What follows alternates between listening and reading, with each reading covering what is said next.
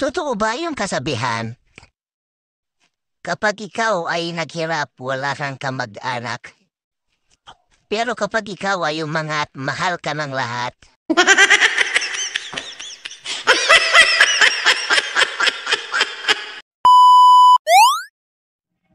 Pag hindi ka gusto ng taong gusto mo, huwag kang magreklamo. Kasi may mga tao namang gusto ka, pero di mo gusto, kaya quit sila.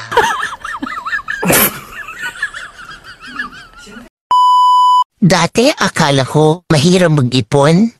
Ngayon, confirm ko na mahirap nga.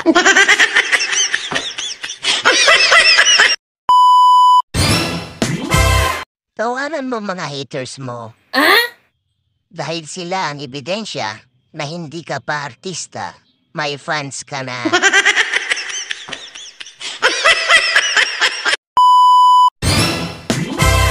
Tawanan mo mga haters mo. Dahil sila ang ebidensya na hindi ka pa artista, may fans ka na.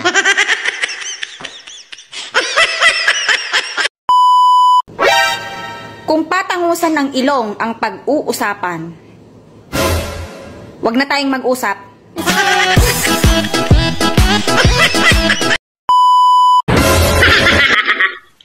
Sa mga hindi natutuwa sa akin, huwag kayo mag-alala. Oh no! Hindi rin ako natutuwa sa inyo.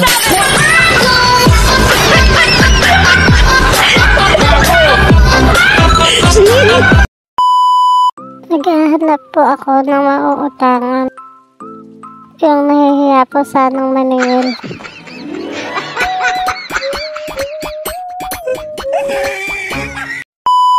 Hirap talabanin ang katamaran kaya kinampihan ko na lang.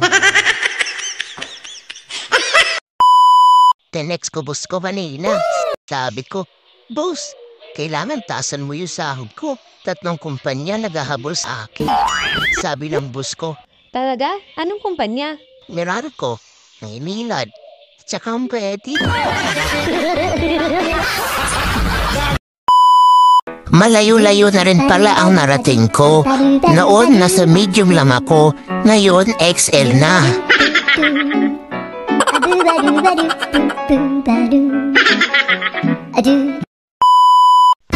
Huwag kang matuwa sa babaeng sweet.